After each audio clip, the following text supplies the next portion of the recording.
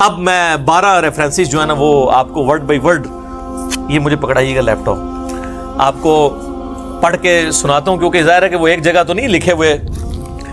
میں نے بہرحال اس کے اوپر ورکنگ کی ہوئی ہے، اللہ کا شکر ہے۔ اب یہ جے پی جی میں بھی لگ جائیں گے تو پھر لوگوں کو ادھر ادھر بھاگنا بھی نہیں پڑے گا، آسانی رہے گی انشاءاللہ تعالی۔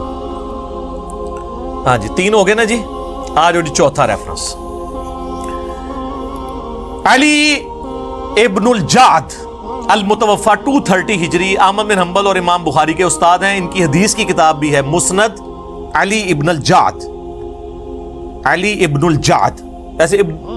ابن الجود بھی پڑھتے ہیں، یہ جود لفظ غلط ہے، یہ زبر کے ساتھ ہے، بہرحال اردو میں چل جاتا ہے، مولویوں کا زیادہ ایسا ہوتا ہے، میں ویسے آپ کو کلیریفائی کر رہا ہوں، کوئی فرق نہیں پڑتا، آپ جود پڑھ لیں بے شک سے،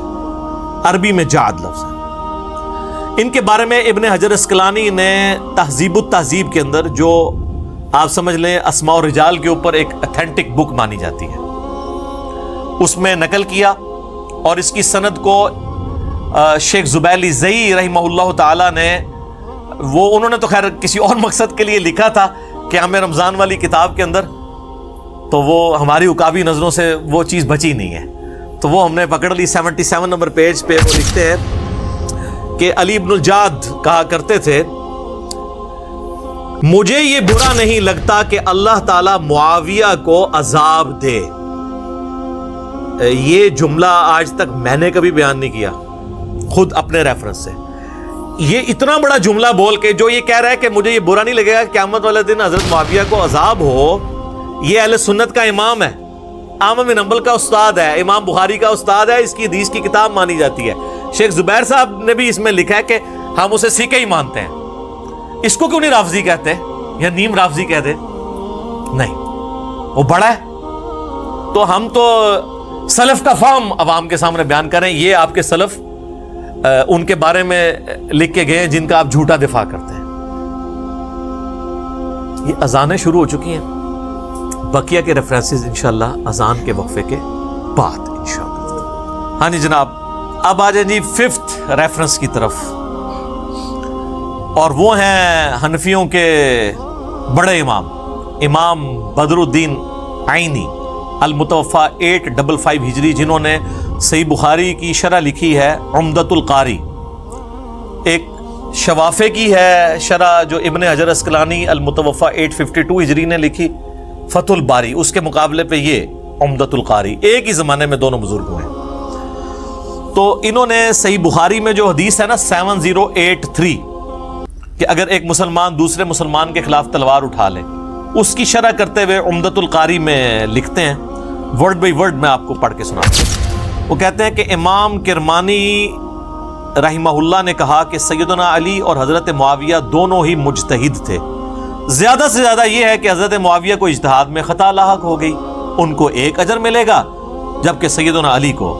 2 اجر ملیں گے۔ تو اس دعوے کے اوپر وہ کمنٹس کرتے ہیں امام بدر الدین عینی،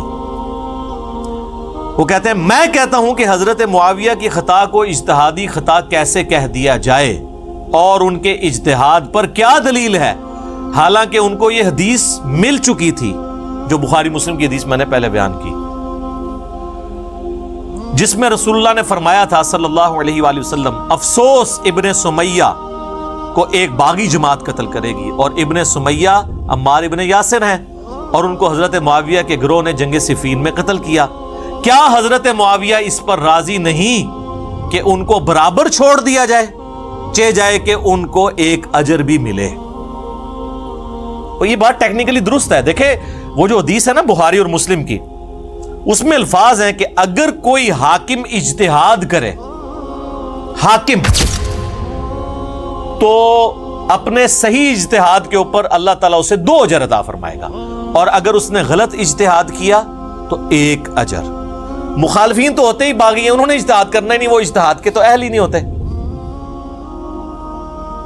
یعنی سیدنا علی اگر جنگ جمل صفین اور نہروان غلط بھی لڑتے نا، تب بھی 1 اجر ملتا ان کو۔ اب تو خیر الحمدللہ ان کی تینوں جنگیں درست ہیں، میرے ریسرچ پیپر کے اوپر سپورٹی بخاری مسلم کی کئی احادیث ہیں، تو ان کے لیے ڈبل اجر ہے، مخالفین مجتہد نہیں ہے۔ 6 ریفرنس ابن حجر اسقلانی المتوفا 852 ہجری جو ان کے ہی زمانے کے ہیں، فتح الباری میں صحیح بخاری کی ایک حدیث ہے 3766 حضرت معاویہ کے بارے میں، جس پہ امام بخاری نے باب باندھا ہے، باب ذکر معاویہ امام بخاری نے۔ تو ابن حجر اسقلانی اس کانٹیکسٹ میں لکھتے ہیں کہ امام بخاری نے یہاں صحیح بخاری میں حضرت معاویہ سے متعلق باب کے عنوان میں صرف لفظ ذکر معاویہ بیان کیا اور فضیلت یا منقبت جیسے الفاظ ذکر نہیں کیے، کیونکہ اس حدیث سے کوئی فضیلت معلوم نہیں ہوتی۔ وہ حدیث کیا تھی کہ حضرت معاویہ ایک وتر پڑھتے تھے، تو کہتے ہیں اس میں کوئی فضیلت والی بات نہیں۔ حضرت ابن عباس نے جو کہا نا کہ وہ فقیہ ہے، صحابی ہے، اس کو چھوڑ دو، اور یہ بھی حضرت ابن عباس نے تقیتاً بات کی تھی، کیونکہ طحاوی شریف حنفیوں کی شرح مانی الآثار، اس میں باقاعدہ امام طحاوی نے اس کانٹیکسٹ میں ایک اور روایت لی ہے، جس میں ابن عباس کو جب بتایا جاتا ہے نا کہ وہ ایک وتر پڑھتے ہیں حضرت معاویہ، تو کہتے ہیں اس گدھے نے یہ کہاں سے طریقہ نکال لیا، چھڑا ایک وتر والا۔ تو امام طحاوی اس کو سپورٹ میں لے کے آئے حنفیوں کی کہ ہم 3 وتر کے قائل ہیں، لہذا امام طحاوی نے مراد یہ ہے کہ اس حدیث کی تصحیح کر دی۔ لوگ کہتے ہیں امام طحاوی نے ساتھ نہیں لکھا کہ صحیح ہے غلط ہے، وہ ثبوت کے طور پہ جب کوئی بات پیش کی جاتی ہے تو صحیح ہونے کے ساتھ ہی پیش کی جاتی ہے۔ تو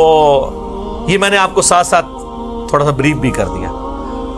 تو کہتے ہیں کہ ابن عباس کا حضرت معاویہ کے لیے فقیہ اور صحابی کا بیان ہی بطور فضیلت کافی ہے، تاہم امام ابن ابی عاصم نے حضرت معاویہ کے مناقب میں ایک رسالہ لکھا۔ اسی طرح کا کام ابو عمر غلام اور ابو بکر نقاش نے بھی کیا، اور امام ابن جوزی نے بھی اپنی من گھڑت احادیث کو جمع کرنے والی کتاب الموضوعات، موضوعات شریف گڑی ہوئی حدیث ہے، اس میں بھی کچھ روایتیں نقل کی ہیں۔ اس کے بعد امام اسحاق بن راہوے کا قول بھی نقل کیا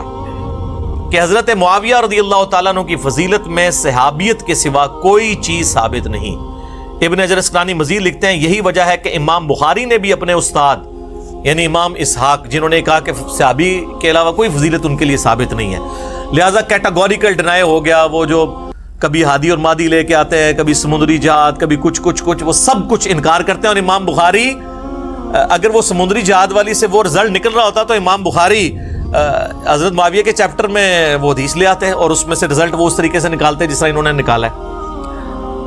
پر اعتماد کرتے ہوئے حضرت معاویہ کے ذکر میں لفظ فضیلت یا منقبت استعمال کرنے سے گریز کیا ہے، تاہم اپنی گہری نظر سے ایسا استنباط فرمایا، یعنی حضرت معاویہ کو صحابی ثابت کیا کہ جس سے روافظ کی بھی سرکوبی ہو۔ رافضی بھی دوسری ایکسٹریم پہ ہیں جو ان کی صحابیت کا انکار کر رہے ہیں، اور ایون ان کے مسلمان ہونے کا انکار کر رہے ہیں۔ حالانکہ نہج البلاغہ کے اندر حضرت علی کا جو خط ہے معاویہ کے لیے اور بیڈ ڈیمانڈ کرنے کا، وہ خود ثبوت ہے کہ حضرت علی بھی ان کو مسلمان سمجھتے تھے، بلکہ وہ کہتے ہیں کہ مجھے انہی صحابہ نے خلیفہ چنا ہے جنہوں نے پہلے 3 خلفاء کو چھوڑا، تو تم میری بیعت کیوں نہیں کر رہے؟ تو کافر سے تو بیعت نہیں تھی انہوں نے ڈیمانڈ کرنی۔ اس پہ میری ایک یوٹیوب پہ ڈیٹیل ویڈیو ہے، حضرت معاویہ کے اوپر نعرہ بازی، ویسے یوٹیوب پہ اس کا عنوان ہے رپلائی ٹو مولانا الیاس قادری آن حضرت معاویہ رضی اللہ تعالیٰ عنہ، جب انہوں نے وہ نعرے لگوائے تھے بے خطا بے گناہ والا، تو اس میں نے وہ سارے ریفرنسز ڈسکس کیے تھے، آج میں اس کو سکپ کرتا ہوں۔ اور امام نسائی کا واقعہ اس بارے میں مشہور ہے۔ کیا مشہور ہے؟ ان کو خصائص علی لکھنے کے اوپر ناسبیوں نے شہید کر دیا تھا، اور یہ کہتے ہیں نہیں سند لے کے ہیں، تواتر ہے اس کے اوپر، تمام اسماء و رجال کی کتابوں میں یہ نقل کی گئی ہے۔ خود اہل حدیث کے جو دارالاسلام والے ہیں نا، انہوں نے جو سنن نسائی چھاپی ہے نا، اس کے مقدمے میں امام نسائی کی شہادت کا واقعہ لکھا ہوا ہے، تو وہ تو مانتے ہیں اس بات کو۔ تو وہ کہتے ہیں امام نسائی نے بھی اپنا، اچھا یہ امام نسائی کے بھی استاد ہیں، امام اسحاق اور امام بخاری کے بھی، انہوں نے بھی اپنے استاد کے قول پر اعتماد کیا اور اپنی مشہور کتاب فضائل صحابہ جو انہوں نے لکھی تھی سنن نسائی الکبریٰ کے اندر، اس میں کوئی حضرت معاویہ کے اوپر حدیث نہیں لی۔ پھر امام حاکم کا بھی قصہ ہے، امام حاکم بھی اسی وجہ سے تکلیفیں اٹھاتے رہے، محبت اہل بیت کی وجہ سے۔ امام ابن جوزی نے عبداللہ بن احمد سے ان کے والد امام احمد بن حنبل کا مکالمہ بھی نقل کیا ہے کہ انہوں نے اپنے والد امام احمد بن حنبل سے پوچھا، لو جی امام احمد بن حنبل بھی آ گئے ہیں، مشاجرات صحابہ والے فتووں کے بانی، ان کی بھی آپ بات سن لیں۔ احمد بن حنبل سے ان کا بیٹا عبداللہ پوچھتا ہے کہ سیدنا علی اور حضرت معاویہ کے اختلاف کے متعلق آپ کی کیا رائے ہے؟ تو امام احمد بن حنبل نے تھوڑی دیر تک سر جھکائے رکھا، پھر فرمایا کیا سمندر کوزے میں بند کیا؟ میرے بیٹے خوب سمجھ لو سیدنا علی کے دشمن بہت زیادہ تھے جنہوں نے ان کے عیوب تلاش کرنا چاہے.